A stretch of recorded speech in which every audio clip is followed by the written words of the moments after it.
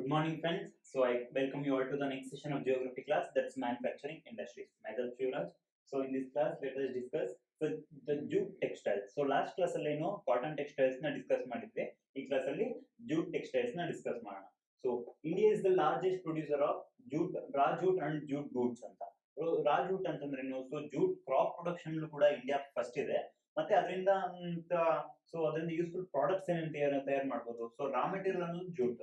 Jute ಇಂದ ಏನ್ ತಯಾರು ಮಾಡ್ತಾರೆ? ಸೊ ಗನಿ ಬ್ಯಾಗ್ಸ್ ಇದನ್ನೆಲ್ಲ ತಯಾರು ಮಾಡುವಂತ ಅಂದ್ರೆ ಜೂಟ್ ಗೂಡ್ಸ್ ಅಲ್ಲೂ ಕೂಡ so India is the largest producer. So jute textiles India is the largest producer of both raw goods, raw jute and jute goods ಅಂತ. Then comes so it is largest producer ಕೂಡ ಹೌದು. So ಇದನ್ನ ತುಂಬಾ produce ಮಾಡೋದ್ರಲ್ಲಿ so India is the largest producer of jute goods and raw jute ಅಂತ. Then comes it is second exporter after Bangladesh. Second exporter ಅಂದ್ರೆ ನಾವು ತುಂಬಾ ಪ್ರೊಡ್ಯೂಸ್ ಮಾಡ್ತೀವಿ, ಆದ್ರೆ ಎಕ್ಸ್ಪೋರ್ಟ್ ಅಲ್ಲಿ ತುಂಬಾ ಯಾವ್ದು ಮುಂದೆ ಇದೆ ಅಂತಂದ್ರೆ so Bangladesh is the first highest producer world ಅಲ್ಲಿ. ತುಂಬಾ ಜೂಟ್ ನ ಸೊ ಎಕ್ಸ್ಪೋರ್ಟ್ ಮಾಡೋದು ಯಾವುದು? ಸೊ ಬಾಂಗ್ಲಾದೇಶ್. ತುಂಬಾ ಜೂಟ್ ನ ಎಕ್ಸ್ಪೋರ್ಟ್ ಮಾಡೋ ದೇಶ Bangladesh. So after we are in second position. ನಾವು ವರ್ಲ್ಡ್ ಅಲ್ಲಿ ಸೆಕೆಂಡ್ ಪೊಸಿಷನ್ ಅಲ್ಲಿ ಇದೀವಿ. ಆದ್ರೆ producer wise we Indians are so at the top level ಅಂತ. ನಾವು ಫಸ್ಟ್ ಪ್ರೊಡ್ಯೂಸರ್ಸ್ ಆದ್ರೆ ಸೆಕೆಂಡ್ ಎಕ್ಸ್ಪೋರ್ಟರ್ಸ್. ಯಾಕೆ ಅಂದ್ರೆ ಸೊ ಮೊದಲೆಲ್ಲ ಏನು Bangladesh was also part of India. So ನಮ್ ಇಂಡಿಯಾದಲ್ಲಿ ಅದೊಂದು ಬಾಂಗ್ಲಾದೇಶ್ ಕೂಡ ಪಾರ್ಟ್ ಆಗಿರುತ್ತೆ. ಆಫ್ಟರ್ ಪಾರ್ಟಿಷನ್ ಆಫ್ ಪಾರ್ಟಿಷನ್ ಆದ್ಮೇಲೆ ಏನಾಗುತ್ತೆ? ಸೊ ಬಾಂಗ್ಲಾದೇಶ ಇಂಡಿಯಾದಿಂದ ಡಿವೈಡ್ ಆಗೋಗುತ್ತೆ. ಸೊ ಪಾರ್ಟಿಷನ್ ಆಗೋಕ್ ಮೊದಲು ಏನು ಇಂಡಿಯಾ ಬಾಂಗ್ಲಾದೇಶ ಎಲ್ಲ ಒಟ್ಟಿಗೆ ಇರುತ್ತೆ. ಸೊ ಆ ಟೈಮ್ ಅಲ್ಲಿ ಯಾವ್ದು ಜೂಟ್ ಮಿಲ್ಸ್ ಆಗಿರ್ಬೋದು, ಜೂಟ್ ಮಿಲ್ಸ್ ಎಲ್ಲ ಏನ್ ಆ ಟೈಮ್ ಅಲ್ಲಿ ಎಕ್ಸ್ಟ್ರಾಕ್ಟ್ ಆಗಿರುತ್ತಲ್ಲ, ಆ ಟೈಮ್ ಅಲ್ಲಿ ಎಸ್ಟಾಬ್ಲಿಷ್ ಆಗಿರುವಂತ ಜೂಟ್ ಮಿಲ್ಸ್ ತುಂಬಾ ಈಗ ಬಾಂಗ್ಲಾದೇಶ್ ಏನಿದೆಯಲ್ಲ ಆ ರೀಜನ್ ಅಲ್ಲಿ ತುಂಬಾ ಜೂಟ್ ಮಿಲ್ಸ್ ಕಾನ್ಸಂಟ್ರೇಟ್ ಆಗಿರುತ್ತೆ. ಅದರಿಂದ ಬಾಂಗ್ಲಾದೇಶ್ ಸಪರೇಟ್ ಆದಾಗ ಅದ್ರ ಜೊತೆ ಜೂಟ್ ಮಿಲ್ಸ್ ಕೂಡ ಸಪರೇಟ್ ಆಗಿಬಿಡುತ್ತೆ ಅಂತ. So 75% of the Indian mills went to Bangladesh after partition. ಅಂದ್ರೆ ಸೊ ಪಾರ್ಟಿಷನ್ ಆದಾಗ ಏನಾಗುತ್ತೆ? ಸೊ ತುಂಬಾ ಎಲ್ಲ ಬಾಂಗ್ಲಾದೇಶ್ ಇರೋ ಏರಿಯಾದಲ್ಲಿ ತುಂಬಾ ಜೂಟ್ ಮಿಲ್ಸ್ ಇದರಿಂದ ಪಾರ್ಟಿಷನ್ ಆದ್ಮೇಲೆ ಸೊ ಎಲ್ಲ ಬಾಂಗ್ಲಾದೇಶ್ ಹೊರಟೋಗುತ್ತೆ ಅಂತ ಹೇಳ್ಬಿಟ್ಟು. So it is the largest producer Bangladesh. Then comes India. India is the second export after Bangladesh. Then comes according to 2010-11 18 mills are there in India. So 10-11 survey ಪ್ರಕಾರ so there are total 18 jute mills ಇದಾವೆ ಇಂಡಿಯಾದಲ್ಲಿ. So cotton mills ತುಂಬಾ ಇದಾವೆ. So first cotton mills ಯಾವಾಗ establish ಆಗಿದ್ದು ಅಂತ ಹೇಳಿದೆ. ಅದೇ ತರ ಸೊ 19th ಸೆಂಚುರಿಯಲ್ಲಿ ಕಾಟನ್ ಮಿಲ್ಸ್ ಅಲ್ಲದೆ ಜೂಟ್ ಮಿಲ್ಸ್ ಕೂಡ ಎಕ್ಸ್ಟ್ರಾ ಇದಾಗುತ್ತೆ. ಜೂಟ್ ಮಿಲ್ಸ್ ಕೂಡ ಎಷ್ಟೊಂದು ತುಂಬಾ ಜೂಟ್ ಮಿಲ್ಸ್ ಕೂಡ ಇಂಡಸ್ಟ್ರಿಯಲೈಸೇಷನ್ ಇಂಡಸ್ಟ್ರೀಸ್ ಶುರು ಆಗುತ್ತೆ. ಜೂಟ್ ಇಂಡಸ್ಟ್ರೀಸ್ ಕೂಡ ಆಗ ಏನಾಗುತ್ತೆ? ಸೊ ಎಷ್ಟು 75% ಪಾರ್ಟಿಷನ್ ಆದ್ಮೇಲೆ ಬಾಂಗ್ಲಾದೇಶ್ ಹೊರಟೋಗುತ್ತೆ ಅಂತ. ಸೊ ಅಕಾರ್ಡಿಂಗ್ ಟು 10-11 ಸರ್ವೆ ಅಂದ್ರೆ 2010-11 ಮಾಡಿರೋ ಸರ್ವೆ ಪ್ರಕಾರ there are around 18 jute mills in India. So ಈಗ ಕೆಲವೊಂದು ಇನ್ಕ್ರೀಸ್ ಕೂಡ ಆಗಿರ್ಬೋದು ಜೂಟ್ ಮಿಲ್ಸ್ ಅಷ್ಟಿದಾವೆ ಅಂತ ಹೇಳ್ಬಿಟ್ಟು. So mills located mainly at West Bengal region. ಅಂದ್ರೆ ಎಲ್ಲಾ ರೀಜನ್ ಇದು ಒಂದೇ ರೀಜನ್ ಅಲ್ಲಿ ಕಾನ್ಸಂಟ್ರೇಟ್ ಆಗಿದೆ. ಸೊ ಎಲ್ಲಾ ಕಡೆ ವೈಡ್ ಡಿಸ್ಟ್ರಿಬ್ಯೂಟ್ ಆಗಿಲ್ಲ. ಇದ್ರ ಯೂಸಸ್ ಮಾತ್ರ ವೈಡ್ ಡಿಸ್ಟ್ರಿಬ್ಯೂಟ್ ಆಗಿದೆ. ಯಾವುದೇ ಒಂದು ಗನ್ನಿ ಬ್ಯಾಗ್ಸ್ ಆಗಿರ್ಬೋದು. ಗನ್ನಿ ಬ್ಯಾಗ್ಸ್ ಅಂದ್ರೆ ಏನು? ಗೋಣಿ ಚೀಲ. ಇದೆಲ್ಲ ಎಲ್ಲಿಂದ ಬರೋದು? ಸೊ ಇದನ್ನ ಗೋಲ್ಡನ್ ಫೈಬರ್ ಅಂತ ಕೂಡ ಕರೀತಾರೆ ಜೂಟ್ ನ. Jute is also known as golden fibre. So gunny bags ಎಲ್ಲ ಇದರಿಂದ ತಯಾರು ಮಾಡ್ತಾರೆ. ಇದ್ರ ಯೂಸಸ್, ಇದು ಪ್ರಾಡಕ್ಟ್ ಯೂಸಸ್ ವೈಡ್ ಸ್ಪ್ರೆಡ್ ಆಗಿದೆ. ಆದ್ರೆ ಏನು? ಸೊ ಇದು ಕ್ರಾಪ್ ಕೆಲವೊಂದು ರೀಜನ್ ಮಾತ್ರ ಕಾನ್ಸಂಟ್ರೇಟೆಡ್. ಅದಕ್ಕೇನು? ಸೊ ರಿಚ್ ಅಲ್ಯೂವಿಯಲ್ ಸಾಯಿಲ್ ಬೇಕು, ಅದಕ್ಕೆ ತುಂಬಾ ವಾಟರ್ ಫೆಸಿಲಿಟಿ ಕೂಡ ಇರಬೇಕು, ಡ್ರೈನ್ ವಾಟರ್ ಇರಬೇಕು. ಈ ತರ ಎಲ್ಲ ತುಂಬಾ ರಿಸ್ಟ್ರಿಕ್ಷನ್ಸ್ ಇರೋದ್ರಿಂದ ಈ ಕ್ರಾಪ್ ಮಾಡೋದಕ್ಕೆ. So its uses are widespread but not the crop. Crop is concentrated to one region. ಅಂದ್ರೆ ಒಂದು ಪರ್ಟಿಕ್ಯುಲರ್ ರೀಜನ್ ಕಾನ್ಸಂಟ್ರೇಟ್ ಆಗ್ಬಿಟ್ಟಿದೆ. ಅರೌಂಡ್ ಎಲ್ಲ ಇಂಡಿಯಾದಲ್ಲಿ ಎಲ್ಲಾ ರೀಜನ್ಸ್ ಅಲ್ಲೂ ಬೆಳೆಯಕ್ಕಾಗಲ್ಲ. So it crop has specific climatic conditions ಬೇಕು, ಅದು ನೇಚರ್ ಕೂಡ ಸಪೋರ್ಟ್ ಮಾಡಬೇಕು. ಆತರ ಎಲ್ಲಾ ಫ್ಯಾಕ್ಟರ್ಸ್ ಸಪೋರ್ಟಿಂಗ್ ಫ್ಯಾಕ್ಟರ್ಸ್ ಎಲ್ಲಿದೆ? ವೆಸ್ಟ್ ಬೆಂಗಾಲ್ ಅಲ್ಲಿ ಇದೆ. ವೆಸ್ಟ್ ಬೆಂಗಾಲ್ ಅಲ್ಲಿ mainly so banks of Hooghly river ಅಂದ್ರೆ ಹೂಗ್ಲಿ ರಿವರ್ ಬೇಸಿನ್ ನಲ್ಲಿ ತುಂಬಾ ಇದೆ ಅಂತ ಹೇಳ್ಬಿಟ್ಟು. Banks of Hooghly river it is ideal location for so mills ಅಂತ. ಸೊ ಐಡಿಯಲ್ ಲೊಕೇಶನ್ ಅಂತಂದ್ರೆ ಮಿಲ್ಸ್ ಆಲ್ಮೋಸ್ಟ್ ಎಲ್ಲಿ ಲೊಕೇಟ್ ಆಗಿರುತ್ತೆ? ಸೊ ಇಂಡಸ್ಟ್ರಿಯಲ್ ಲೊಕೇಶನ್ಸ್ ನಾನು ಪ್ರೀವಿಯಸ್ ಕ್ಲಾಸಸ್ ಅಲ್ಲಿ ಹೇಳಿದೀನಿ. ಯಾವುದೇ ಒಂದು ಇಂಡಸ್ಟ್ರಿ ಸೊ ಲೊಕೇಶನ್ ಇದು ಮಾಡ್ಬೇಕಂದ್ರೆ ಸೊ ಅಲ್ಲಿ ರಾ ಮೆಟೀರಿಯಲ್ ಅವೈಲಬಿಲಿಟಿ ಇರಬೇಕು. ಇನ್ನು ಕೆಲವೊಂದು ಫ್ಯಾಕ್ಟರ್ಸ್ ರಾ ಮೆಟೀರಿಯಲ್ ಅವೈಲಬಿಲಿಟಿ ಇರಬೇಕು, ಮಾರ್ಕೆಟಿಂಗ್ ಫೆಸಿಲಿಟಿ ಇರಬೇಕು, ಪವರ್ ಸಪ್ಲೈ ಇರಬೇಕು. ದೆನ್ ಕಮ್ಸ್ ಗೌರ್ಮೆಂಟ್ ಪಾಲಿಸೀಸ್ ಕೂಡ ಸ್ಟ್ರಿಕ್ಟ್ ಆಗಿರಬಾರ್ದು. ದೆನ್ ಟ್ರಾನ್ಸ್ಪೋರ್ಟೇಷನ್ ಫೆಸಿಲಿಟಿ ಚೆನ್ನಾಗಿರ್ಬೇಕು ಅಂತೆಲ್ಲ ಹೇಳಿದೆ. ಸೊ ಇಲ್ಲೆಲ್ಲ ವೆಸ್ಟ್ ಬೆಂಗಾಲ್ ಅಲ್ಲಿ ಜೂಟ್ ಕ್ರಾಪ್ ಪ್ರೊಡಕ್ಷನ್ ಚೆನ್ನಾಗಿದೆ ಅಂದಾಗ ಸೊ ಅದು ರಾ ಮೆಟೀರಿಯಲ್ ಜೂಟ್ ಅಲ್ಲಿಂದ ರಾ ಮೆಟೀರಿಯಲ್ ಚೆನ್ನಾಗಿ ಸಿಗುತ್ತೆ. ಅದರಿಂದ so very jute mills are concentrated there. So in West Bengal banks of Hooghly river it is ideal location for jute industries. Jute ಇಂಡಸ್ಟ್ರೀಸ್ಗೆ ಇದೊಂದು ಐಡಿಯಲ್ ಲೊಕೇಶನ್. ಏಕೆ? ಇಲ್ಲಿ ನೋಡಿ. So it is jute producing area. Jute industries ಅಲ್ಲಿ ಯಾಕೆ ಕಾನ್ಸಂಟ್ರೇಟ್ ಆಗಿದೆ ಅಂದ್ರೆ first point ಅದೊಂದು jute producing area. Jute producing area ಅಂತಂದ್ರೆ ಏನು, ಅಲ್ಲಿ ರಾ ಮೆಟೀರಿಯಲ್ ತುಂಬಾ ಸಿಗ್ತಾ ಇದೆ. ಫಾರ್ ಎಕ್ಸಾಂಪಲ್, ನಿಮ್ಮ ಏರಿಯಾದಲ್ಲಿ ಸೊ ಶುಗರ್ ಫ್ಯಾಕ್ಟರಿ ಇದೆ, ನಿಮ್ಮಲ್ಲಿ ಶುಗರ್ ಕ್ಯಾನ್ ತುಂಬಾ ಬೆಳೀತಾ ಇದ್ದೀರಾ ಅಂತಂದ್ರೆ, ಸೊ ಶುಗರ್ ಫ್ಯಾಕ್ಟರಿಗೆ ಡೈರೆಕ್ಟ್ ಆಗಿ ಶುಗರ್ ಕ್ಯಾನ್ಸ್ ಅಲ್ಲೇ ಸಿಗುತ್ತೆ. ನಿಮ್ಮಲ್ಲಿ ಯಾವುದೋ ಒಂದು ಕಾಟನ್ ಟೆಕ್ಸ್ಟೈಲ್ ಇದೆ, ಕಾಟನ್ ಇಂಡಸ್ಟ್ರಿ ಇದೆ ಅಂತಂದ್ರೆ, ನೀವು ಬೆಳೆಯುವಂತ ಕಾಟನ್ ಅಲ್ಲೇ ಮಾರ್ಕೆಟಿಂಗ್ ಆಗ್ಬಿಡುತ್ತೆ. ಅಂದ್ರೆ ಅದೆಲ್ಲ ರಾ ಮೆಟೀರಿಯಲ್ ಹತ್ರನೇ ಸಿಗೋದ್ರಿಂದ ಏನಾಗುತ್ತೆ, ಈಸಿ ಆಗುತ್ತೆ. So jute producing area, jute ಕೆಲವೊಂದು ರೀಜನ್ ಮಾತ್ರ ಕಾನ್ಸಂಟ್ರೇಟ್ ಆಗಿದೆ, ಎಲ್ಲಾ ರೀಜನ್ ಬೆಳೆಯಕ್ಕಾಗಲ್ಲ. Around banks of Hooghly river ಅಲ್ಲಿ ಏನಾಗಿದೆ, ಸೊ ಅಲ್ಲಿ ರಿವರ್ ಬೇಸಿನ್ ಅಲ್ಲಿ ಇದನ್ನ ಬೆಳಿಬಹುದು, ಯಾಕಂದ್ರೆ ಇದಕ್ಕೆ ಸೂಟ್ ಆಗುವಂತ ಎಲ್ಲಾ ಕ್ಲೈಮೇಟ್ಸ್ ಅಲ್ಲಿದೆ. ಇದರಿಂದ ಏನಾಗುತ್ತೆ, ಸೊ ಜೂಟ್ ಪ್ರೊಡ್ಯೂಸಿಂಗ್ ಏರಿಯಾ, ಅದಕ್ಕೆ ಅಲ್ಲಿ ಮಿಲ್ಸ್ ಕಾನ್ಸಂಟ್ರೇಟ್ ಆಗಿದೆ, first point. Then comes inexpensive water transport. So Calcutta, West Bengal ಇದರಲ್ಲಿ ಕಲ್ಕತ್ತಾ ಪೋರ್ಟ್ ಕೂಡ ಹತ್ರ ಇದೆ. ಇದರಿಂದ ಏನಾಗುತ್ತೆ, inexpensive water transport. Inexpensive water transport ಅಂದ್ರೆ ವಾಟರ್ ಟ್ರಾನ್ಸ್ಪೋರ್ಟ್ ಅಂದ್ರೆ ಟ್ರಾನ್ಸ್ಪೋರ್ಟೇಷನ್ ಕಡಿಮೆ ಇರುತ್ತೆ ಅಂತ, ಟ್ರಾನ್ಸ್ಪೋರ್ಟೇಷನ್ ಚಾರ್ಜಸ್ ಅಷ್ಟು ಬೀಳಲ್ಲ, ಮತ್ತೆ ಎಕ್ಸ್ಪೋರ್ಟೇಷನ್ ಕೂಡ ಈಸಿ ಆಗುತ್ತೆ ನಮಗೆ. ಎಕ್ಸ್ಪೋರ್ಟ್ ಮಾಡೋದಕ್ಕೆ ಮೇನ್ ಯೂಸ್ ಆಗುತ್ತೆ ಅಂತ, inexpensive water transport. Then comes abundant water. So Hooghly river basin ಅಂದ್ರೆ ಅಬಂಡೆನ್ಸ್ ವಾಟರ್ ಕೂಡ ಅಬಂಡೆನ್ಸ್ ಜಾಸ್ತಿ ಇರುತ್ತೆ. ಸೊ ರಿವರ್ ಪಕ್ಕದಲ್ಲಿ ಇರೋದ್ರಿಂದ ಈ ಕ್ರಾಪ್ ತುಂಬಾ ವಾಟರ್ ಕನ್ಸೂಮಿಂಗ್ ಕ್ರಾಪ್ ಆಗಿರೋದ್ರಿಂದ, ಮತ್ತೆ Hubli banks of Hubli river ಇಲ್ಲಿ ಏನಾಗುತ್ತೆ, ಸೊ ರಿವರ್ ಬೇಸಿನ್ ಅಲ್ಲಿ ವಾಟರ್ ಅವೈಲೇಬಿಲಿಟಿ ಕೂಡ ತುಂಬಾ ಇರುತ್ತೆ. ಅದರಿಂದ ಏನಾಗುತ್ತೆ, ಜೂಟ್ ಸೊ ಆರಾಮಾಗಿ ಬೆಳಿಬಹುದು ಅಂತ ಹೇಳ್ಬಿಟ್ಟು. ಸೊ ಅದಕ್ಕೆ ತುಂಬಾ ವಾಟರ್ ಬೇಕು, ಅಬಂಡೆಂಟ್ ವಾಟರ್ ಬೇಕು, ಅದೆಲ್ಲ ರಿವರ್ ಇಂದ ಸಪ್ಲೈ ಆಗುತ್ತೆ. ಇನ್ಎಕ್ಸ್ಪೆನ್ಸಿವ್ ವಾಟರ್ ಟ್ರಾನ್ಸ್ಪೋರ್ಟ್ ಅಂದ್ರೆ ವಾಟರ್ ಟ್ರಾನ್ಸ್ಪೋರ್ಟ್ ಸ್ವಲ್ಪ ಚೀಪ್, ಅಂದ್ರೆ ಬೇರೆ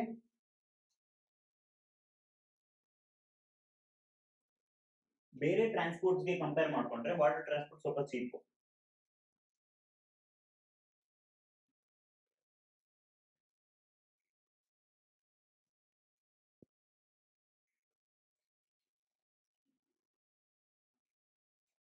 ಸೊ ಇಲ್ಲಿ ನೋಡಿ, ಇಲ್ಲಿ ಬೇರೆ ಟ್ರಾನ್ಸ್ಪೋರ್ಟ್ ಗೆ ಕಂಪೇರ್ ಮಾಡ್ಕೊಂಡ್ರೆ ವಾಟರ್ ಟ್ರಾನ್ಸ್ಪೋರ್ಟ್ ಸ್ವಲ್ಪ ಚೀಪ್ ಇರುತ್ತೆ, ಅದಕ್ಕೆ ಇನ್ಎಕ್ಸ್ಪೆನ್ಸಿವ್ ವಾಟರ್ ಟ್ರಾನ್ಸ್ಪೋರ್ಟ್. ಅಂದ್ರೆ ಅಲ್ಲಿ ಪೋರ್ಟ್ ಹತ್ರ ಇರೋದ್ರಿಂದ, ನಾನು ಈ ಲಾಸ್ಟ್ ಕ್ಲಾಸ್ ಅಲ್ಲಿ ನೀವು ನೋಡಿರ್ಬೋದು, ಅಗ್ರಿಕಲ್ಚರ್ ಬೇರೆ ಕೆಲವೊಂದು ಕಾಟನ್ ಇಂಡಸ್ಟ್ರೀಸ್ ಆಗಿರ್ಬೋದು, ಎಲ್ಲ ಏನು ಅಂದ್ರೆ ಪೋರ್ಟ್ ಸಿಟೀಸ್ ಹತ್ರ ಸಿಚುವೇಟ್ ಆಗಿರುತ್ತೆ. ಪೋರ್ಟ್ ಸಿಟೀಸ್ ಅಂದ್ರೆ ಕೆಲವೊಂದು ಮಿನರಲ್ ಇಂಡಸ್ಟ್ರೀಸ್ ಕೂಡ ಏನಂದ್ರೆ ಪೋರ್ಟ್ ಸಿಟೀಸ್ ಹತ್ರ ಸಿಚುವೇಟ್ ಆಗಿರುತ್ತೆ, ಯಾಕಂದ್ರೆ ಸೊ ಪೋರ್ಟ್ ಹತ್ರ ಇರೋದ್ರಿಂದ ಟ್ರಾನ್ಸ್ಪೋರ್ಟೇಷನ್ ಈಸಿ ಆಗಲಿ ಅನ್ನೋದು ಒಂದೇ. ಸೊ ಇಲ್ಲಿ ವಾಟರ್ ಟ್ರಾನ್ಸ್ಪೋರ್ಟ್ ಈಸಿ ಆಗಲಿ ಅಂತ ಹೇಳ್ಬಿಟ್ಟು ಸೊ ಅಲ್ಲಿ ಕಾನ್ಸಂಟ್ರೇಟ್ ಆಗಿದೆ, ಇದು ಒಂದು factor. Then comes abundant water. Water facility ತುಂಬಾನೇ ಇರುತ್ತೆ ರಿವರ್. ಸೊ ತುಂಬಾ ಈ ಕ್ರಾಪ್ ಗೆ ತುಂಬಾ ವಾಟರ್ ಬೇಕಾಗಿರೋದ್ರಿಂದ ಹೂಗ್ಲಿ ರಿವರ್ ಬೇಸಿನ್ ಅಲ್ಲಿ ವಾಟರ್ ಅಬಂಡೆನ್ಸ್ ಜಾಸ್ತಿ ಇರೋದ್ರಿಂದ ಏನಾಗುತ್ತೆ, ಸೊ ಅಬಂಡೆಂಟ್ ವಾಟರ್ ಸಿಗುತ್ತೆ ಅಂತ. Then comes cheap labour. So West Bengal and cheap other nearby states ಇಂದ ಏನಾಗುತ್ತೆ, ಚೀಪ್ ಲೇಬರ್ ಸಿಗುತ್ತೆ. ಸೊ ಸ್ಕಿಲ್ಡ್ ಲೇಬರ್ಸ್ ಕೂಡ ಆಗಿರ್ತಾರೆ, ಚೀಪ್ ಕೂಡ ಇರ್ತಾರೆ. ಆಗೇನಾಗುತ್ತೆ, ಲೇಬರ್ಗೆ ತುಂಬಾ ದುಡ್ಡು ಖರ್ಚು ಮಾಡೋ ಅವಶ್ಯಕತೆ ಇರೋದಿಲ್ಲ. ಸೊ ಅವ್ರು ಸ್ಕಿಲ್ಡ್ ಕೂಡ ಆಗಿರೋದ್ರಿಂದ ಔಟ್ಪುಟ್ ಕೂಡ ಚೆನ್ನಾಗಿರುತ್ತೆ ಅಂತ ಹೇಳ್ಬಿಟ್ಟು. Then comes so Calcutta as urban centre. So urban facilities ತಗೊಬಹುದು. ಸೊ ಇಲ್ಲಿ ಜೂಟ್ ಇಂಡಸ್ಟ್ರೀಸ್ ಮಾಡೋದ್ರಿಂದ ಕೆಲವೊಂದು ಅರ್ಬನ್ ಫೆಸಿಲಿಟೀಸ್ ಏನಿರುತ್ತೆ ಕಲ್ಕತ್ತಾದಲ್ಲಿ, ಅದನ್ನೆಲ್ಲ ತಗೊಬಹುದು ಅಂತ ಹೇಳ್ಬಿಟ್ಟು. ಯಾವ್ದಾದ್ರು ಅರ್ಬನ್ ಫೆಸಿಲಿಟೀಸ್, ಯಾವ್ದೋ ಒಂದು ಬ್ಯಾಂಕಿಂಗ್ ಫೆಸಿಲಿಟಿ ಆಗಿರ್ಬೋದು, ಇನ್ಶೂರೆನ್ಸ್ ಆಗಿರ್ಬೋದು, ಇನ್ನು ಡಿಫ್ರೆಂಟ್ ಫೆಸಿಲಿಟೀಸ್ ನ ಅರ್ಬನ್ ಫೆಸಿಲಿಟೀಸ್ ನೆಲ್ಲ ಸೊ ಇವ್ರು ಅಫೋರ್ಡ್ ಮಾಡಬಹುದು ಅಂತ ಹೇಳ್ಬಿಟ್ಟು. ಸೊ ಇಂಪಾರ್ಟೆಂಟ್, ಇಲ್ಲಿ 3 ಮಾರ್ಕ್ಸ್ ಏನಾದ್ರು ಕೇಳಿದ್ರೆ ಈ ತರ ಬರೀ. ಸೊ ಹೂಗ್ಲಿ ಬೇಸಿನ್ ರಿವರ್ ಅಲ್ಲಿ, so why jute mills are located in Hooghly river basin ಅಂತ ಕೇಳಿದ್ರೆ, so jute producing area. So raw material ಈಸಿಯಾಗಿ ಸಿಗುತ್ತೆ. ರಾ ಮೆಟೀರಿಯಲ್ ಯಾವುದು, ಜೂಟ್ ಇಂದ ಏನೇನು ಯೂಸಸ್ ಅಂದ್ರೆ ಗನ್ನಿ ಬ್ಯಾಗ್ಸ್, ಅದು ಬಯೋಡಿಗ್ರೇಡಬಲ್ ಕೂಡ ಹೌದು, ಅಂದ್ರೆ ಯಾವುದೇ ನೇಚರ್ ಕೂಡ ಯಾವುದೇ ಒಂದು ತೊಂದರೆ ಮಾಡಲ್ಲ. ಬಟ್ ಇದು ಸ್ವಲ್ಪ ಕಾಸ್ಟ್ ಸ್ವಲ್ಪ ಜಾಸ್ತಿ.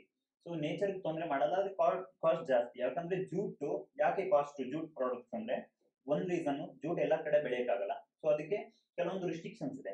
ಆ ಕ್ರಾಪ್ ಎಲ್ಲಾ ರೀಜನ್ಸ್ ಅಲ್ಲೂ ಬೆಳೆಯಕ್ಕಾಗಲ್ಲ. So the crop is concentrated to particular region, ಒಂದೊಂದು ರೀಜನ್ಗೆ ಅದು ಕಾನ್ಸಂಟ್ರೇಟ್ ಆಗ್ಬಿಟ್ಟಿದೆ, ಅದನ್ನ ಎಲ್ಲಾ ರೀಜನ್ಸ್ ಅಲ್ಲೂ ಬೆಳೆಯಕ್ಕಾಗಲ್ಲ main.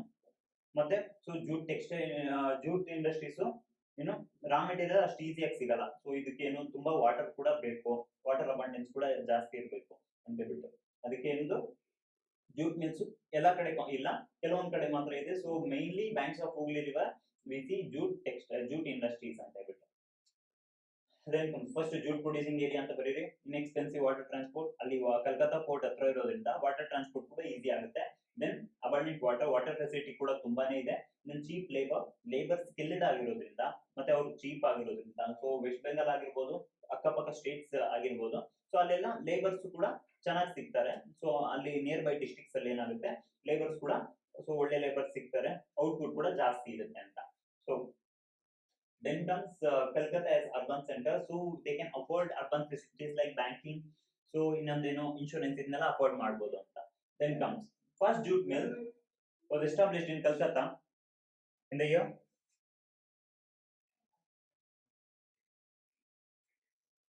first jute mill was established in Calcutta in the 1855 at a place called Dishka. So ಇದು ಕೂಡ 19th century ಅಲ್ಲ. 1850 ಅವರಲ್ಲಿ ಕಾಟನ್ ಮಿಲ್ ಎಸ್ಟಾಬ್ಲಿಷ್ ಆಗಿತ್ತು ಅಂತ ಹೇಳಿದೆ. ಕಾಟನ್ ಮಿಲ್ ಯಾವಾಗ ಎಸ್ಟಾಬ್ಲಿಷ್ ಆಗಿತ್ತು? ಸೊ ಅದು ಮುಂಬೈಲಿ ಎಸ್ಟಾಬ್ಲಿಷ್ ಆಗಿತ್ತು ಫಸ್ಟ್ ಕಾಟನ್ ಮಿಲ್. ಅದೇ ತರ first jute mill it was establish in Calcutta in 1855 at a place called ಡಿಸ್ಟಾ. ಸೊ ಫಸ್ಟ್ ಇಂಡಿಯಾದಲ್ಲಿ ಏನು ಫಸ್ಟ್ ಯಾವಾಗ ಕಾಟನ್ ಮಿಲ್ ಎಸ್ಟಾಬ್ಲಿಷ್ ಆಗಿದೆ ಅಂದ್ರೆ 1854 ಇನ್ ಮುಂಬೈ. ಆದ್ರೆ ಫಸ್ಟ್ ಜೂಟ್ ಮಿಲ್ ಕಲ್ಕತ್ತಾದಲ್ಲಿ ಆಗುತ್ತೆ 1855 ಡಿಸ್ಟ್ರಾ. ಆಗ್ಲೂ ಕೂಡ so before independence, before pre independence era ಆ ಟೈಮ್ ಅಲ್ಲೂ ಕೂಡ 19th ಸೆಂಚುರಿಯಲ್ಲೂ ಕೂಡ ಅಲ್ಲೇ ಕಾನ್ಸಂಟ್ರೇಟ್ ಆಗಿತ್ತು. ಈಗಲೂ ಕೂಡ ಆ ಜಾಗದಲ್ಲೇ ತುಂಬಾ ಮಿಲ್ಸ್ ಇದೆ. ಆದ್ರೆ ಕಾಟನ್ ಟೆಕ್ಸ್ಟೈಲ್, ಕಾಟನ್ ಇಂಡಸ್ಟ್ರೀಸ್ ಆ ತರ ಅಲ್ಲ. ಕಾಟನ್ ಇಂಡಸ್ಟ್ರೀಸ್ ತುಂಬಾ ಕಡೆ ಸ್ಪ್ರೆಡ್ ಆಗಿದೆ, ವೈಡ್ ಸ್ಪ್ರೆಡ್ ಆಗಿದೆ. ಆದ್ರೆ ಇದು ಆ ತರ ಸ್ಪ್ರೆಡ್ ಆಗಿಲ್ಲ. ಯಾಕೆ ಅಂತಂದ್ರೆ ಸೊ ಜೂಟ್ ಇಸ್ ನಾಟ್, ಇದನ್ನ ಎಲ್ಲಾ ಕಡೆ ಬೆಳೆಯಕ್ಕಾಗಲ್ಲ. ಸೊ ಅದು ಜೂಟ್ ಏನದು ರಾ ಮೆಟೀರಿಯಲ್ ಒಂದ್ ರೀಜನ್ ಕಾನ್ಸಂಟ್ರೇಟ್ ಆಗಿರೋದ್ರಿಂದ ಇದಷ್ಟು ವೈಡ್ ಸ್ಪ್ರೆಡ್ ಆಗಿಲ್ಲ ಅಂತ. ಸೊ ಇದು ಇಂಪಾರ್ಟೆಂಟ್ ಜ್ಞಾಪಕ ಇಟ್ಕೊಳ್ಳಿ. First jute mill was established at Calcutta at a place called ಡಿಸ್ಟ್ರಾ ಇನ್ 1855 ಇನ್ ಇಂಡಿಯಾ. ಇಂಡಿಯಾದಲ್ಲಿ ಫಸ್ಟ್ ಜೂಟ್ ಮಿಲ್ ಕಲ್ಕತ್ತಾದಲ್ಲಿ ಎಸ್ಟಾಬ್ಲಿಷ್ ಆಯಿತು at a place called Rishra. Rishra ಅನ್ನೋ ಪ್ಲೇಸ್ ಅಲ್ಲಿ ಕಲ್ಕತ್ತಾದಲ್ಲಿ. ಸೊ ಇಂಡಿಯಾದಲ್ಲಿ ಅದೇ first time jute mill establish ಆಗಿದ್ದು ಅದು 1855 ಅಲ್ಲಿ. ದೆನ್ ಕಮ್ಸ್ ಸೊ ಪ್ರಾಬ್ಲಮ್ಸ್ ಏನೇನು ಅಂದ್ರೆ ಸೊ ಜೂಟ್ ಪ್ರಾಡಕ್ಟ್ಸ್ ಯಾವ್ದು? Gunny bags. Main gunny bags ಅಂತಾನೆ ಅರ್ಥ ಮಾಡ್ಕೊಳ್ಳಿ. ಜೂಟ್ ಅಂದ್ರೆ ಸೊ ಅದೊಂದು ಗೋಲ್ಡನ್ ಫೈಬರ್. ಗನ್ನಿ ಬ್ಯಾಗ್ಸ್ ಅಂತ ಅರ್ಥ ಮಾಡ್ಕೊಳ್ಳಿ. ಇನ್ನು ಕೆಲವೊಂದು ಬೇಕಾದಷ್ಟು ಪ್ರಾಡಕ್ಟ್ಸ್ ಇದೆ ಜೂಟ್ ಇಲ್ಲ. ಆದ್ರೆ ನಾವು ಡೈಲಿ ಲೈಫ್ ಅಲ್ಲಿ ನೋಡುವಂತದ್ದು ಗನ್ನಿ ಬ್ಯಾಗ್ಸ್ ಅಂದ್ರೆ ಗೋಣಿ ಚೀಲ. ನಮ್ ಡೈಲಿ ಲೈಫ್ ಅಲ್ಲಿ ನೋಡ್ತೀವಿ. ಅದನ್ನ ಎಕ್ಸಾಂಪಲ್ ತಗೊಂಡು ಮಾತಾಡೋಣ. So stiff competition from substituents. So ನಾವು ಮನೆಯಲ್ಲೂ ಕೂಡ ಸೊ ಅದು ಬಯೋಡಿಗ್ರೇಡಬಲ್ ಅಂತ ಗೊತ್ತು, ಎಕೋ ಫ್ರೆಂಡ್ಲಿ ಅಂತ ಗೊತ್ತು, ನೇಚರ್ ಅದಂತೆ ಯಾವುದೇ ಹಾರ್ಮ್ ಇಲ್ಲ. ಆದ್ರೆ ಅದು ಕಾಸ್ಟ್ ಜಾಸ್ತಿ. ಸೊ ನಮ್ಮ ಮಾರ್ಕೆಟ್ ಅಲ್ಲಿ ಕಾಸ್ಟ್ ಜಾಸ್ತಿ ಇದ್ದಾಗ ಅದನ್ನ ನಾವು ಅಫೋರ್ಡ್ ಮಾಡೋದು ಕೂಡ ಸೊ ಅಫೋರ್ಡ್ ಮಾಡಕ್ ಹೋಗಲ್ಲ. ಸೊ ಯಾವ್ದು ಚೀಪ್ ಆಗಿರುತ್ತೆ ಅದನ್ನ ನೋಡ್ತೀವಿ. ಸೊ ನಾವೇನ್ ಮಾಡ್ತೀವಿ? ಸೊ ಎಲ್ಲಾ ಕಡೆ ಪ್ಲಾಸ್ಟಿಕ್ ಕವರ್ಸ್ ಯೂಸ್ ಮಾಡ್ತೀವಿ, nylon covers, synthetic covers use ಮಾಡ್ತೀವಿ. ಸೊ ಸ್ಟಿಫ್ ಕಾಂಪಿಟೇಷನ್ ಫ್ರಮ್ ಸಬ್ಸ್ಟಿಟ್ಯೂಯೆಂಟ್ಸ್ ಅಂತಂದ್ರೆ ಏನು ಇದೆ? ಸೊ ಗನ್ನಿ ಬ್ಯಾಗ್ ಸಬ್ಸ್ಟಿಟ್ಯೂಯೆಂಟ್ಸ್ ಏನು? ಪ್ಲಾಸ್ಟಿಕ್ ಚೀಲ. ಸೊ ಗೋಣಿ ಚೀಲದ ಬದಲು ಪ್ಲಾಸ್ಟಿಕ್ ಚೀಲ ಯೂಸ್ ಮಾಡ್ತೀವಿ. ಯಾಕಂದ್ರೆ ಅದು ರೇಟು ಕಡಿಮೆ ಇರುತ್ತೆ, ಮತ್ತೆ ಸೊ ಅದು ಈಸಿಲಿ ಅಫೋರ್ಡೆಬಲ್ ಆಗಿರುತ್ತೆ ಅದಕ್ಕೆ. ಸೊ ಅದರಿಂದ ಈ ಪ್ರಾಬ್ಲಮ್ಸ್ ಇದ್ರು ನಾವು ಯೋಚನೆ ಮಾಡಲ್ಲ. ಇದು ಎಕೋ ಫ್ರೆಂಡ್ಲಿ ಆಗಿದೆ. ಅದ್ರ ಕಾಸ್ಟ್ ಸ್ವಲ್ಪ ಜಾಸ್ತಿ. ಎಕೋ ಫ್ರೆಂಡ್ಲಿ ಮತ್ತೆ ಎಲ್ಲದಕ್ಕೂ ಕೂಡ ಇದು ತುಂಬಾ ಯೂಸ್ಫುಲ್ ಆಗಿರುತ್ತೆ. ಆದ್ರೆ ಕಾಸ್ಟ್ ಸ್ವಲ್ಪ ಜಾಸ್ತಿ. ಇದನ್ನ ಏನ್ ಮಾಡ್ತೀವಿ? ಸೊ ಸ್ಟಿಫ್ ಕಾಂಪಿಟೇಷನ್ ಫ್ರಮ್ ಸಬ್ಸ್ಟಿಟ್ಯೂಯೆಂಟ್ಸ್ ಅಂದ್ರೆ ಇದೆ. ಸೊ ಈ ಪ್ಲಾಸ್ಟಿಕ್ ಚೀಲದಿಂದ ಏನು ಗೋಣಿ ಚೀಲಕ್ಕೆ ಏನು ಸಬ್ಸ್ಟಿಟ್ಯೂಯೆಂಟ್ ಕಾಂಪಿಟೇಷನ್ ಬಂತು ಅಂತ ಹೇಳ್ಬಿಟ್ಟು ಎಲ್ಲ ಏನ್ ಮಾಡ್ತಾರೆ? ಪ್ಲಾಸ್ಟಿಕ್ ಯೂಸ್ ಮಾಡ್ತಾರೆ. ಯಾಕೆ? ಅದು ರೇಟ್ ಕಡಿಮೆ ಅಂತ ಹೇಳ್ಬಿಟ್ಟು. ಅದೇ ತರ ಇಲ್ಲಿ ನೋಡಿ, stiff competition for jute substituent. Jute products ಏನ್ ಬರೀ ಅದೊಂದೇ ಅಲ್ಲ, ಗನ್ನಿ ಬ್ಯಾಗ್ ಒಂದೇ ಅಲ್ಲ, ಜೂಟ್ ಪ್ರಾಡಕ್ಟ್ಸ್ ಬೇಕಾದಷ್ಟು ಇರ್ತವೆ. ಅದಕ್ಕೆಲ್ಲ ಸಬ್ಸ್ಟಿಟ್ಯೂಯೆಂಟ್ಸ್ ಇಂಟರ್ನ್ಯಾಷನಲ್ ಮಾರ್ಕೆಟ್ ಅಲ್ಲಿ ಏನಾಗುತ್ತೆ? ಸಬ್ಸ್ಟಿಟ್ಯೂಯೆಂಟ್ಸ್ ಬಂದ್ಬಿಟ್ಟಿರುತ್ತೆ, ಅಂದ್ರೆ ಚೀಪ್ ಆಗಿರುವಂತದ್ದು. ಜೂಟ್ ಅದು ಸ್ವಲ್ಪ ಕಾಸ್ಟ್ಲಿ ಕ್ರಾಪ್ ಕೂಡ ಹೌದು. ಜೂಟ್ ಪ್ರಾಡಕ್ಟ್ಸ್ ಎಲ್ಲ ಆಲ್ಮೋಸ್ಟ್ ಕಾಸ್ಟ್ಲಿ ಇರುತ್ತೆ. ಯಾಕಂದ್ರೆ ಅದು ಪ್ರೊಡಕ್ಷನ್ ಕಾಸ್ಟ್ ಕೂಡ ಜಾಸ್ತಿ ಇರುತ್ತೆ. ಅದನ್ನ ಜೂಟ್ ಪ್ರಾಡಕ್ಟ್ಸ್ ನ ಪ್ರೊಡ್ಯೂಸ್ ಮಾಡೋದಕ್ಕೆ ತುಂಬಾ ಖರ್ಚು ಮಾಡಿರ್ತೀರಾ, ಅದರಿಂದ ಅದು ಪ್ರೈಸ್ ಕೂಡ ಜಾಸ್ತಿ ಇರುತ್ತೆ. ಆದ್ರೆ ಬೇರೆ ಸಬ್ಸ್ಟಿಟ್ಯೂಯೆಂಟ್ಸ್ ಅಷ್ಟೊಂದು ಖರ್ಚಾಗಲ್ಲ ಅಂತ ಹೇಳ್ಬಿಟ್ಟು. ಸೊ ಪ್ಲಾಸ್ಟಿಕ್ ಆಗಿರ್ಬೋದು, ಬೇರೆ ಎಲ್ಲ ಏನು ಸಿಂಥೆಟಿಕ್ ಇದು ಅಷ್ಟೊಂದು ಖರ್ಚಾಗಲ್ಲ ಅಂತ. Then stiff competition from other countries. So jute ಇದರಿಂದ ಬೇರೆ ಕಂಟ್ರೀಸ್ ಇಂದ, ಫಾರ್ ಎಕ್ಸಾಂಪಲ್ ಬ್ರೆಜಿಲ್ ಆಗಿರ್ಬೋದು, ಮತ್ತೆ ಏನು ಬ್ರೆಜಿಲ್, ಬಾಂಗ್ಲಾದೇಶ್ ಈ ಕಡೆಯಿಂದ ಎಲ್ಲ ತುಂಬಾ ಜೂಟ್ ಪ್ರಾಡಕ್ಟ್ಸ್ ನ ಇದ್ ಮಾಡ್ತಾರೆ, ಜೂಟ್ ಪ್ರಾಡಕ್ಟ್ಸ್ ನ ಕೊಡ್ತಾ ಇರ್ತಾರೆ. ಸೊ ಇಂಟರ್ನ್ಯಾಷನಲ್ ಮಾರ್ಕೆಟ್ ಅಲ್ಲಿ ಇದು ಒಂದು ಪ್ರಾಬ್ಲಮ್. ಸೊ ಬೇರೆ ಕಂಟ್ರೀಸ್ ಕೂಡ ಕಾಂಪೀಟ್ ಮಾಡ್ತಾ ಇದೆ ನಮ್ ಜೊತೆಗೆ. ಬೇರೆ ಕಂಟ್ರೀಸ್ ಕಾಂಪೀಟ್ ಮಾಡೋದ್ರ ಜೊತೆಗೆ ಇನ್ನೊಂದೇನು ಸಬ್ಸ್ಟಿಟ್ಯೂಯೆಂಟ್ಸ್ ಬಂದ್ಬಿಟ್ಟಿದೆ. ಯಾವುದೋ ಒಂದು ಜೂಟ್ ಪ್ರಾಡಕ್ಟ್ಸ್ ಗೆ ಸಬ್ಸ್ಟಿಟ್ಯೂಯೆಂಟ್ ಬಂದಿದೆ. ಜೂಟ್ ಕಾಸ್ಟ್ ಜಾಸ್ತಿ. ಜೂಟ್ ಪ್ರಾಡಕ್ಟ್ಸ್ ಯಾವುದೇ ಇಲ್ಲಿ ಕಾಸ್ಟ್ ಜಾಸ್ತಿ ಇರೋದ್ರಿಂದ ಏನಾಗುತ್ತೆ? ಸೊ ಅದನ್ನ ಕಡಿಮೆ ಯೂಸ್ ಮಾಡ್ತೀವಿ. ಮೇನ್ ಪ್ರಾಬ್ಲಮ್ ಏನು? Stiff competition from other substituents and stiff competition from other countries like Brazil, Bangladesh etcetera. Then comes next point ಏನು? So soil climate is not easily found. ಇನ್ನೊಂದೇನು? ಸಾಯಿಲ್ ಕ್ಲೈಮೇಟ್ ಅಷ್ಟು ಈಸಿಯಾಗಿ found ಆಗಲ್ಲ ಅಂತಂದ್ರೆ. So Hooghly river basin ಅಲ್ಲಿ ಅದು ತುಂಬಾ locate ಆಗಿದೆ. ರಾ ಮೆಟೀರಿಯಲ್ಸ್ ತುಂಬಾ ಜೂಟ್ ಪ್ರೊಡ್ಯೂಸ್ ಮಾಡೋದಲ್ಲೇ ಅಂದ್ರೆ. ಸೊ ಯಾಕಂದ್ರೆ ಸಾಯಿಲ್ ಕ್ಲೈಮೇಟ್ ಅಲ್ಲಿ ವೆಲ್ ಸೂಟೆಡ್ ಆಗಿದೆ. ಬೇರೆ ಕಡೆ ಎಲ್ಲ ಅಷ್ಟು ಅದೇ ತರ ಸಾಯಿಲ್, ಅಲ್ಯೂವಿಯಲ್ ಸಾಯಿಲ್ ಬೇಕು ಅದಕ್ಕೆ, ಮತ್ತೆ ಕ್ಲೈಮೇಟಿಕ್ ಕಂಡೀಷನ್ಸ್ ಕೂಡ ಚೆನ್ನಾಗಿರ್ಬೇಕು. ಸೊ ತುಂಬಾ ರಿಕ್ವೈರ್ಮೆಂಟ್ಸ್ ಬೇಕು ಜೂಟ್ ಕ್ರಾಪ್ ಬೆಳೆಯೋದಕ್ಕೆ. ಸೊ ಎಲ್ಲಾ ರಿಕ್ವೈರ್ಮೆಂಟ್ಸ್ ಏನು ಕೆಲವೊಂದು ಏರಿಯಾಗ ಮಾತ್ರ ಕಾನ್ಸಂಟ್ರೇಟ್ ಆಗಿರುತ್ತೆ. ಸೊ ಕ್ಲೈಮೇಟ್ ಕೂಡ ಈಕ್ವಲ್ ಆಗಿ ಡಿಸ್ಟ್ರಿಬ್ಯೂಟ್ ಆಗಿಲ್ಲ. ಸಾಯಿಲ್ ಕೂಡ ಸೊ ಎಲ್ಲಾ ಕಡೆ ಒಂದೇ ಸಾಯಿಲ್ ಇದೆ ಅಂತಲ್ಲ, ಡಿಫ್ರೆಂಟ್ ಸಾಯಿಲ್ಸ್ ನ ನೋಡ್ತೀವಿ. ಆ ತರ ವೆಸ್ಟ್ ಬೆಂಗಾಲ್ ಅಲ್ಲಿ ಹೂಗ್ಲಿ ರಿವರ್ ಬೇಸಿನ್ ಅಲ್ಲಿ ಈ ಕ್ರಾಪ್ ತುಂಬಾ ವೆಲ್ ಸೂಟೆಡ್ ಆಗಿ ಬೆಳೆಯುತ್ತೆ ಅಂತ. So soil climate is not easily found. ಎಲ್ಲಾ ಕಡೆ ಆ ತರ ಸಾಯಿಲ್, ಆ ತರ ಕ್ಲೈಮೇಟ್ ಇರಲ್ಲ. Then lack of awareness among the people.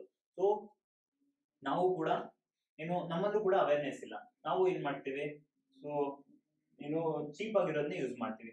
ನಮ್ಗೆ ಗೊತ್ತು ಬಯೋಡಿಗ್ರೇಡಬಲ್, ಅದು ನಾನ್ ಬಯೋಡಿಗ್ರೇಡಬಲ್ ಅಂತ. ಪ್ಲಾಸ್ಟಿಕ್ ಎಲ್ಲ ಏನು ಸಿಂಥೆಟಿಕ್ ಮೆಟೀರಿಯಲ್ಸ್ ಇವೆಲ್ಲ ನಾನ್ ಬಯೋಡಿಗ್ರೇಡಬಲ್, ನೇಚರ್ ಅದರಿಂದ ಹಾರ್ಮ್ ಆಗ್ತಾ ಇದೆ ಅಂತ ಗೊತ್ತಿದ್ರು ಕೂಡ ಅದನ್ನೇ ಯೂಸ್ ಮಾಡ್ತೀವಿ. ಸೊ ಇದು ಬಯೋಡಿಗ್ರೇಡಬಲ್ ಸ್ವಲ್ಪ ಕಾಸ್ಟ್ ಜಾಸ್ತಿ ಆದ್ರೂ ಪರವಾಗಿಲ್ಲ, ಸೊ ಎಕೋ ಫ್ರೆಂಡ್ಲಿ ಇರುತ್ತೆ, ನೇಚರ್ ಫ್ರೆಂಡ್ಲಿ ಇರುತ್ತೆ ಅಂತ ಯೂಸ್ ಮಾಡ್ಬೇಕು. ಇದೊಂದು ಅವೇರ್ನೆಸ್ ಕೂಡ ಕ್ರಿಯೇಟ್ ಆಗ್ಬೇಕು ಜನರಲ್ಲಿ. ಅಂದ್ರೆ ಕಾಸ್ಟ್ ಜಾಸ್ತಿ ಇದ್ರೂ ಪರವಾಗಿಲ್ಲ, ನೇಚರ್ ತೊಂದರೆ ಆಗಬಾರ್ದು ಅನ್ನೋ ಅವೇರ್ನೆಸ್ ಕ್ರಿಯೇಟ್ ಆಗ್ಬೇಕು ಅಂತ ಹೇಳ್ಬಿಟ್ಟು. So lack of awareness among people. ಅಂದ್ರೆ ಎಲ್ಲ ಕಾಸ್ಟ್ ಕಡಿಮೆ ಇರೋದಂತಲ್ಲ, ನೇಚರ್ಗೆ ಅದರಿಂದ ನಾವು ತುಂಬಾನೇ ಎಫೆಕ್ಟ್ ಮಾಡ್ದಂಗೆ ಆಗುತ್ತೆ. ಸೊ ಸಿಂಥೆಟಿಕ್ ಇದನ್ನೆಲ್ಲ ಸ್ವಲ್ಪ ಯೂಸ್ ಕಡಿಮೆ ಮಾಡ್ಬೇಕು. ಪೂರ್ತಿ ಬ್ಯಾನ್ ಮಾಡ್ಬೇಕಂತ ಹೇಳ್ತಿಲ್ಲ, ಅದ್ರ ಯೂಸ್ ಇದ್ದೇ ಇರುತ್ತೆ. ಅದೇ ಸಿಂಥೆಟಿಕ್ ಎಲ್ಲಿ ಸಬ್ಸ್ಟಿಟ್ಯೂಯೆಂಟ್ ಆಗಿ ಯೂಸ್ ಮಾಡ್ಬೋದಲ್ಲ, ಸೊ ಯಾವುದೇ ಒಂದು ಜೂಟ್ ಪ್ರಾಡಕ್ಟ್ಸ್ ನ ಎಲ್ಲಿ ಸಬ್ಸ್ಟಿಟ್ಯೂಟ್ ಆಗಿ ಯೂಸ್ ಮಾಡ್ಬೋದಾ ಯೂಸ್ ಮಾಡಬೇಕು ಅಂತ, ಆದಷ್ಟು ಅದು ಯೂಸೇಜ್ ನ ತಗೊಳ್ಬೇಕು ಅಂತ.